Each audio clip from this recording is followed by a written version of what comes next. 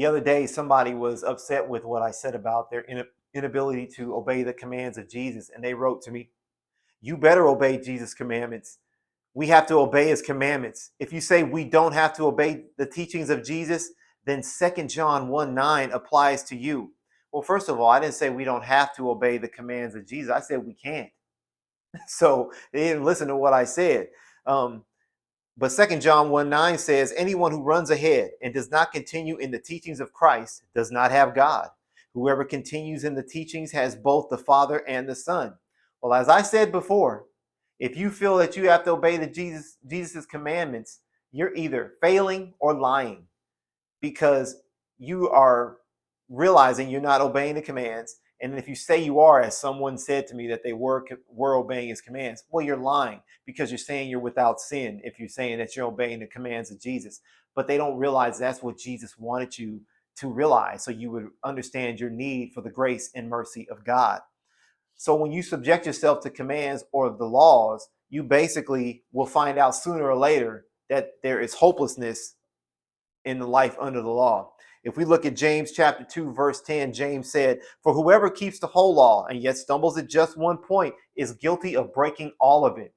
So we have to not only obey all the law. If you fail at one point, you might as well fail at all of them, all 613 commandments. And then he goes on to say, or Jesus goes on to say in Matthew 5:48, be perfect, therefore, as your heavenly Father is perfect. So the standard that Jesus says that you have to be as perfect as God in your obedience. Are you doing that? Just the proposition of trying to do that should just make you stop in your tracks, because you know you're not as perfect as God. You can't even do the things you want to do in your own life perfectly necessarily, much less do them in perfect perfection of what God wants you to do. That's what we need to realize. And then we move on. We see that the law was amplified by Jesus Christ. In Matthew 5:27-29, Jesus said, you heard that it was said, do not commit adultery. But I tell you that anyone who looks at a woman lustfully has already committed adultery with her in his heart. If your right eye causes you to sin, gouge it out and throw it away. It is better for you to lose one part of your body than for your whole body to be thrown into hell. If we look at this, we should realize that there basically are no men in heaven. Not to say that women don't lust, but this verse is talking specifically about men lusting after women. And we all have lusted. If we're honest, we have, regardless of what it is. So that just proves that our hearts are wicked.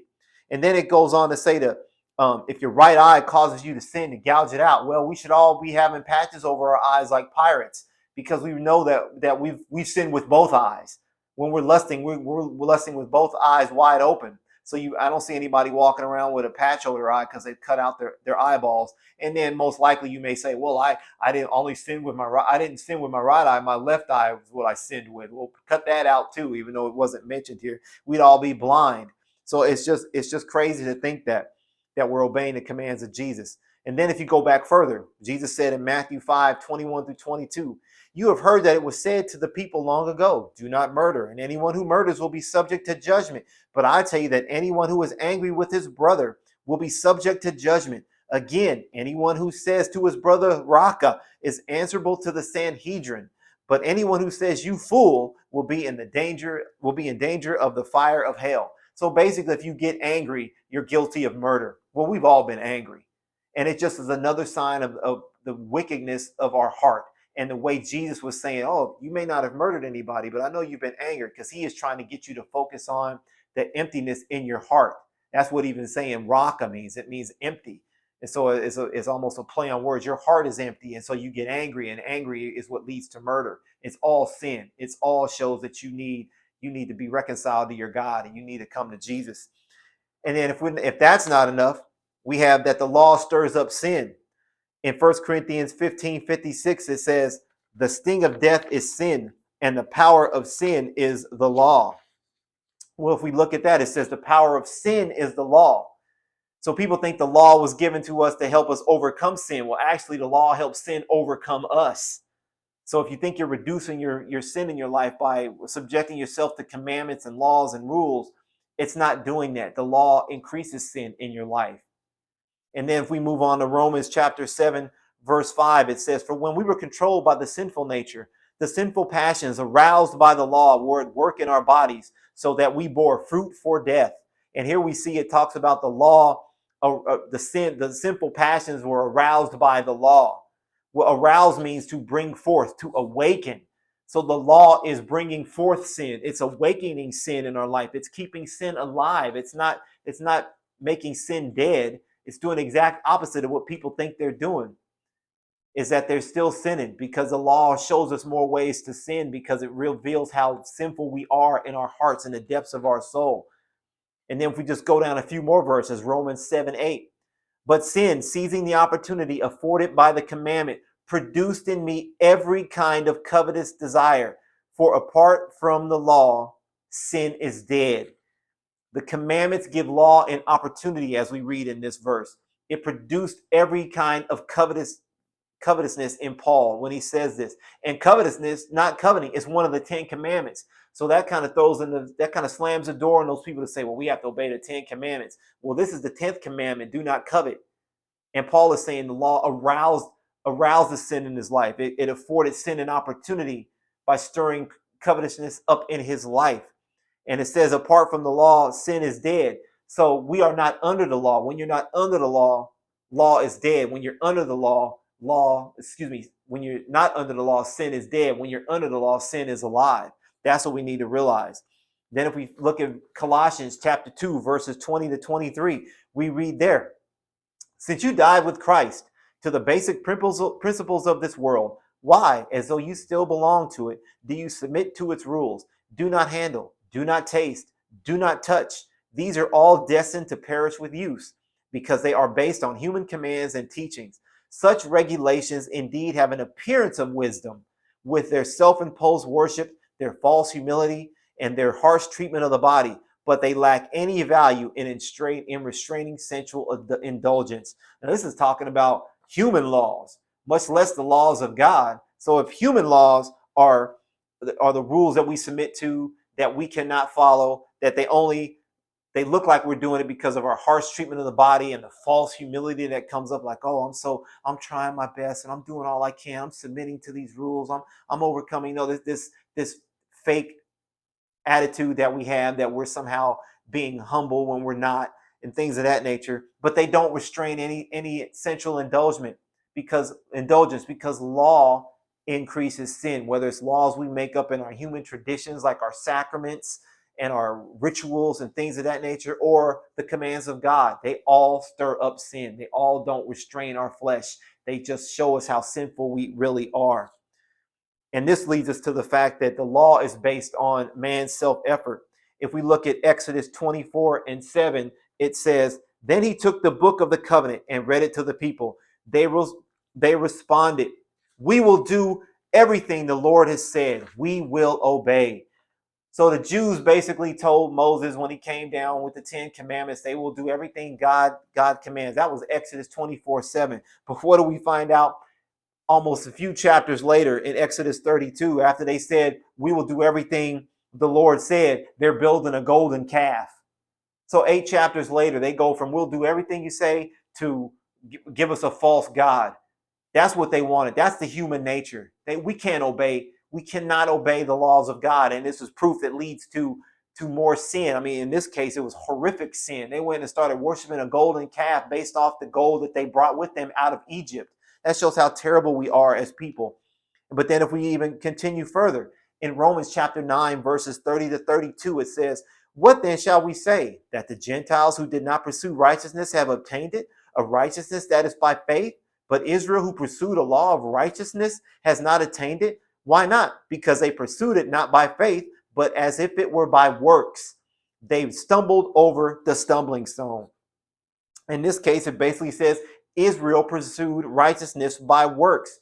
How often do we say you got to get right with God? And when you have to say you got to get right with God, instead of acknowledging that you already are right with God through faith in Jesus Christ, when you say you have to get right with God, you have to show us how to do that. That means you have to subject yourself to laws, and you will never be right with God if that's how you do it, because laws stir up sin. And you're not going to be right with God if your sin is still an issue between you and him. That's what it says about the Israelites that tried to attain it by the law. And so this leads to what I was trying to say, that the law is a ministry of condemnation and death. If we look at Galatians chapter 3, verse 10, it says, all who rely on observing the law are under a curse, for it is written, cursed is everyone who does not continue to do everything written in the book of the law. Again, like James 2:10 and Matthew 5:48, it says, cursed is everyone who does not continue to do everything written in the book of the law. Under the law, you're under a curse because it stirs up sin. It's a ministry of condemnation. It's a ministry of death. And we see that in 2 Corinthians chapter 3, verses 7 through 9, where it reads, now if the ministry that brought death, which was engraved in letters on stone, came with glory, so that the Israelites could not look steadily at the face of Moses because of its glory, fading though it was, will not the ministry of the Spirit be even more glorious? If the ministry that condemns man is glorious, how much more glorious is the ministry that brings righteousness? So what do we see here? The law is a ministry that brings death. The law is a ministry that condemns men. The new covenant is the ministry of the Spirit. The new covenant is a ministry that brings righteousness. So when people tell you that you have to obey the commands of Jesus or obey the laws of God, they are telling you have to put yourself in subjection to something that is a ministry of death, a ministry that will condemn you, a curse. That is what they are telling you to do. They're telling you to put yourself in subjection to something that stirs up sin, increases sin in your life. That's what they are telling you to do, no matter how great they sound or whatever verses they think they're using to support this.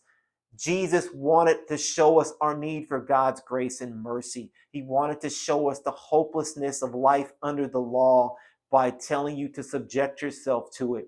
That is why he said the Great Commission, go and teach them everything I have said, because the law is for the lost. 1 Timothy 1, 8 through 11 supports that. Why is the law for the lost? Because they need to know that they are spiritually dead. They need to know that they are sinners. They need to know that they need forgiveness. They need to know that whatever they do is not good enough. They are not as perfect as God in heaven. They aren't obeying the laws of God, fully and completely. They cannot be righteous by what they do. That is what people need to realize. The law was not given to Christians to show us how to live. The law was given to show lost people that they need to become Christians. That's what this is. The hopelessness that comes from life under the law, like I said, the standard is perfection. Secondly, Jesus amplified the law to show us the emptiness of our heart. 3, the law stirs up sin. 4, the law is based on man's self-effort. And 5, the law is a ministry of death and condemnation. That is not the Christian life, to put ourselves under something that is so terrible. It is to show us our need for the grace and mercy of God. That is what this is for. You are not obeying the commands of Jesus. You're lying to yourself if you are. You do not love God if that is the standard. You do not have God if that is the standard, because you are not obeying it. You are not keeping it to the degree in which you need to keep it. The sin issue is over. We are under grace. We are forgiven. We are raised from the dead. We are spiritually alive to God through faith in Jesus Christ. And he leads us from the moment we come to faith in Jesus Christ. The righteous shall live by faith. We do not live by law. Have a good day.